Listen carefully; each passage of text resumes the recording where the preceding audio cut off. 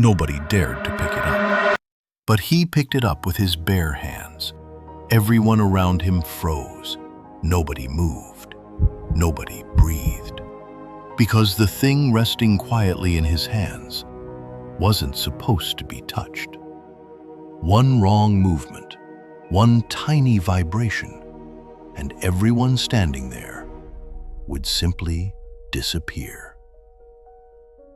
Yet somehow, it wasn't exploding. It just waited, calm, silent, perfectly still. The room couldn't understand what they were looking at, because for the first time in history, the world's most dangerous substance was obeying someone. It was September 1864, Stockholm. Just days earlier, Alfred Nobel had watched an explosion destroy his family's laboratory.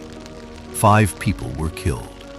One of them was his 21-year-old brother, Emil. The city was so horrified that Alfred was banned from rebuilding anywhere on land. Most people would have stopped. Alfred moved his laboratory onto a lonely barge in the middle of a lake and spent the next 3 years trying to answer one impossible question. Can destruction be controlled? The substance was nitroglycerin, powerful enough to carve mountains apart, unstable enough to explode without warning. It terrified everyone who touched it. Until one afternoon, Alfred noticed something strange. A soft powder called kieselguhr had quietly absorbed the dangerous liquid. Something impossible had happened. The liquid hadn't become weaker, it had become patient.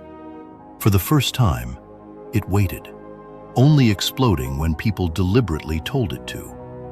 Alfred held it in his hands for a long moment, the same force that had taken his brother, now resting silently in his palm.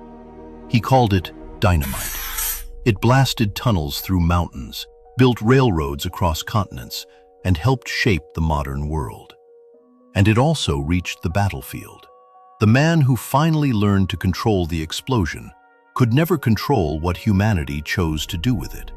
The invention he created to move mountains began taking human lives instead.